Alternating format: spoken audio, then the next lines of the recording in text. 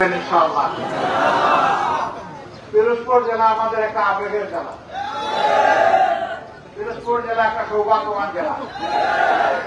এই জেলাকে আল্লাহর এক বান্দার কারণে সারা বিশ্বের মানুষ চিনে। তার নাম কি বলেন তো? আল্লাহু আকবার, আল্লাহু আকবার। প্রিয় স্বরূপবাসী, আল্লাহ তাআলার শুকরিয়া আমি আদায় করছি যে সেই পূর্ণ জায়গাতে আল্লাহ তাআলা আজকে মুক্ত আকাশের নিচে আমাকে দাঁড়াবার তৌফিক দিয়েছেন। আজ থেকে 1 বছর 6 মাস আগে এটা কল্পনাও করিনি। এরকম রাস্তা দিয়ে আমি ঘুরেছি, কিন্তু একা একা ঘুরেছি, সাবধানতার সাথে সতর্কভাবে ঘুরেছি।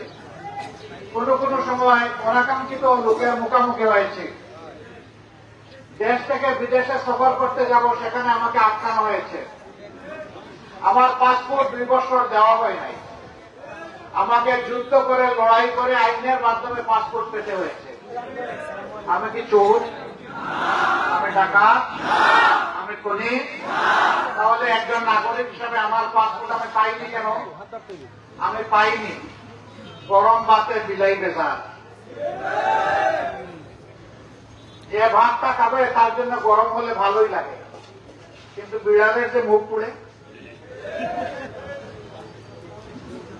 প্রিয় দেশবাসী, আমাদের উপর একটা জগদ্দল অন্ধকার পাথর চাপানো হয়েছিল। আল্লাহ রাব্বুল আলামিন আরশে আজিম থেকে আল্লামা দেলোয়ার হোসেন সাঈদী সহ যত মানুষকে জুলুম করে হত্যা করা হয়েছে, তাদের রক্তের ফোঁটা আর সারা বাংলাদেশের 18 কোটি মজলুম মানুষের চোখের পানির ফোঁটা আল্লাহ কবুল করেছেন। এই 2 ফোঁটার বিনিময়ে আল্লাহ তাআলা আমাদেরকে হালকা একটা মুক্তির স্বাদ দিয়েছেন। কিন্তু মুক্তি এমনি এমনি আসেনি। এই 15.5 বছরে হাজার হাজার মানুষকে জীবন দিতে হয়েছে, হাজার হাজার মানুষ পঙ্গু হয়েছে, লক্ষ লক্ষ মানুষ তার চাকরি থেকে বিতাড়িত হয়েছে, কোটি মানুষকে জেলের মধ্যে দফায় দফায় পুরা হয়েছে। আলিম উলামা হুফাজ, জাতি ধর্ম দল মত নির্বিশেষে মানুষকে জীবন দিতে হয়েছে, এবং এতগুলা জীবন আর এতগুলা কোরবানির বিনিময়ে আমাদের এই স্বস্তিটুকু এসেছে।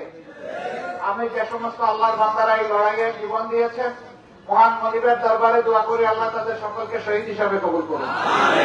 তাদের পরিবারকে আল্লাহ ধৈর্য ধরার তৌফিক দান করুন। এই পরিবারগুলোর প্রতি আমাদেরকে জাতীয় ঋণ পরিশোধ করার শক্তি আল্লাহ আমাদেরকে দান করুন। এবং একই সাথে যারা পঙ্গুত্ব বরণ করেছে, আল্লাহ তাআলা তার প্রশান্তির হাত তাদের সিনার উপর বুলিয়ে দিন। তাদেরকে স্বাভাবিক জীবনের কাছাকাছি আল্লাহ ফিরিয়ে দিন। এবারকার এই 24-এর বিপ্লবে আহত লোকদেরকে আমি হাসপাতালে 3 দিনের 7 তারিখ দেখতে নিয়েছিলাম।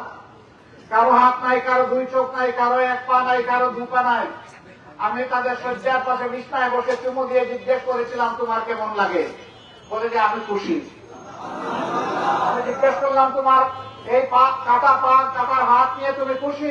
বলে অবশ্যই আমি খুশি। আমি জিজ্ঞেস করলাম, কেন তুমি খুশি? বলে যে আমি স্বাধীন হয়েছি, আমার দেশ স্বাধীন হয়েছে, আমার হাতের বিনিময়ে, পায়ের বিনিময়ে, চোখের বিনিময়ে দেশ স্বাধীন হয়েছে। এর থেকে বড় খুশি আমার কিছুই হতে পারে না। 1 হাত আর গিয়েছে, 1 পা আর গিয়েছে। বলেছি, ভাইটি তুমি তো আর আগামীতে জাতির প্রয়োজনে আর লড়াই করতে পারবো না। বলে যে আমি কেন পারবো না? আল্লাহ তো আমার 1 হাত এখনো রেখেছেন, 1 পা এখনো রেখেছেন। জাতির প্রয়োজনে ওই হাত এবং ওই পাও আমি আল্লাহর দরবারে দিয়ে দেব। এই সমস্ত মানুষকে গভীর শ্রদ্ধার সাথে স্মরণ করি।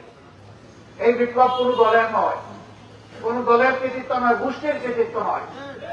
আমরা রাজনীতি করি, আমাদের কৃতিত্ব না, মূলত আল্লাহ তাআলার কৃতিত্ব। মেহরবানি করে এই মুক্তি আমাদেরকে দিয়েছেন। আর জমিনের কৃতিত্ব 18 কোটি মজলুম মানুষের। নেতৃত্বের কৃতিত্ব আমাদের যুব সমাজের, ছাত্র তরুণ যুবকরা যারা নেতৃত্ব দিয়েছে। আমরা বুক উজাড় করে তাদেরকে ভালোবাসা দিচ্ছি, আমরা তাদেরকে সম্মান করি, আমরা তাদের কাছে কৃতজ্ঞ, আমরা তাদেরকে সেলুট দেখাই।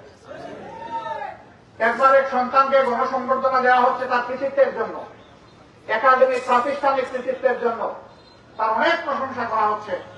বাপ পাশে বসা কেউ চিনতেছে না, বাপ এখানে বসে বসে চিন্তা করতেছে, হায় রে সন্তানটা আমার এতবার তার কথা বললো, আমার কথা একবারও কেউ বললো না। যখন তার হাতে ক্রেস্ট তুলে দেওয়া হবে, একজন সাধারণ মানুষ দাঁড়িয়ে বললো, আমার একটি কথা আছে আপনাদেরকে শুনতে হবে। সবাই তো তিনি আবার কি কথা বলবেন, বললো যে এত সময় যা কথা আপনারা প্রশংসা করলেন, দেখতে হবে সন্তানটা কার। আল্লাহু আকবার। বাবা তার বুকে আবার সেই সন্তানকে ধারণ করে বললেন, এই বুক তিলে তিলে যে সন্তানকে ধারণ করে বড় করেছে এই সন্তানটা আমার। সুতরাং সেই সত্যিকারের বাবা যে তার সন্তানের উন্নতিতে আনন্দিত হয়, আনন্দিত হয়, তাদের অবদানে গর্ব প্রকাশ করে। আমরা আমাদের সন্তানদের নিয়ে আলহামদুলিল্লাহ আমরা গর্বিত। তারা এই স্বাধীনতা, এই বিপ্লব, এই পরিবর্তন আমাদেরকে এনে দিয়েছে। আল্লাহ তাআলার দরবারে দোয়া করি, আল্লাহ তাআলা আমাদের সন্তানদের অন্তরে ঈমানের নূর এবং গভীর দেশপ্রেম দান করুন।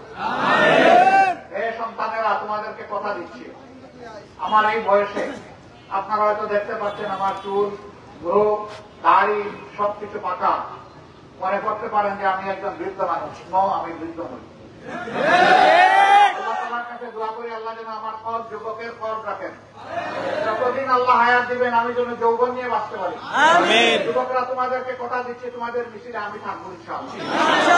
তোমরা এই দেশ গড়বা, তোমাদের হাতে আমরা দেশ তুলে দেবো ইনশাআল্লাহ। আমরা চাই তোমাদের হাতে আমাদের দেশ শান্তির দিকে এগিয়ে যাক ইনশাআল্লাহ। আমরা যারা বয়স্ক, তারা জাতিকে টুকরা টুকরা ভাগ ভাগ করে বিভক্ত করে ফেলেছি। আমরা তোমাদের হাতে একটা ঐক্যবদ্ধ জাতি তুলে দিতে চাই। এই ঐক্যবদ্ধ জাতি, সেখানে মুসলমান থাকবে, হিন্দু থাকবে, বৌদ্ধ থাকবে, খ্রিস্টান থাকবে, এই সব মিলে এই বাংলাদেশের ফুলের পাতা। আমরা পরস্পরকে সম্মান করবো, ভালোবাসা উপহার দেব। আল্লাহ তাআলা এই জমিনে তার যদি বহু মাত্রার মানুষকে লালন পালন করে থাকেন, তাইলে আমি কি আরেকজন মানুষকে ধর্ম বর্ণের কারণে ঘৃণা করা? আমার কোন অধিকার নাই। সমস্ত মানুষকে আমাদের সম্মান করতে হবে, ভালোবাসতে হবে। একজন নাগরিক হিসাবে এই দেশে সকলের সমান অধিকার ভোগ করবে। সেই রকম একটা সাম্য, একটা সংস্কৃতি, একটা মানবিক বাংলাদেশ আমরা চাই। আমরা একটা দুর্নীতি মুক্ত বাংলাদেশ চাই, মুক্ত বাংলাদেশ চাই, মুক্ত বাংলাদেশ চাই, সন্ত্রাসী মুক্ত বাংলাদেশ চাই। সেই বাংলাদেশটাকে আপনারাও চান, সেই বাংলাদেশ আপনারাও চান। আলহামদুলিল্লাহ, আপনাদেরকে মোবারকবাদ। সেই বাংলাদেশের জন্য দোয়া করেন, আমরা যেন কিছু কাজ করতে পারি। আপনাদের দোয়া চাই, ভালোবাসা চাই, সমর্থন চাই, আপনাদেরকে পাশে চাই, আপনাদেরকে বুকের সাথে চাই। আপনারা থাকবেন তো ইনশাআল্লাহ? ন্যায়ের পথে, সত্যের পথে, মানুষের কল্যাণে, দেশের স্বার্থে লড়াই করে যাব। ততদিন পর্যন্ত আপনারা আমাদের সাথে থাকবেন। আমরা বিভ্রান্তির পথে জাতিকে ডাকছি, সবার আগে আপনারা আমাদেরকে আঘাত দিবেন, প্রতিরোধ করবেন। কেন ওই পথে আঘাতে দেব না, ওই পথে আর কাউকে যেতে দেব না। আমরা আর বারবার রক্ত ঝরাতে চাই না। সন্তানদের রক্তেই হোক শেষ রক্ত, এরপরে বাংলাদেশ হোক ঈমানের উপর এবং ইনসানিয়তের উপর শক্ত। আপনাদেরকে ধন্যবাদ। আপনারা মেহরবানি করে আমাদেরকে ভালোবেসে এসেছেন। আমি আল্লাহকে সাক্ষী রেখে বলছি, আমরা আপনাদেরকে ভালোবাসি। আল্লাহ ভালোবাসা কবুল করুন। এই ভালোবাসার মাধ্যমে একটা ভালোবাসার সমাজ আল্লাহ আমাদেরকে গড়ে তোলার তৌফিক দান করুন। আল্লাহ হাফেজ। বাংলাদেশ জিন্দাবাদ, বাংলাদেশ জামাতে ইসলামী জিন্দাবাদ। আসসালামু আলাইকুম।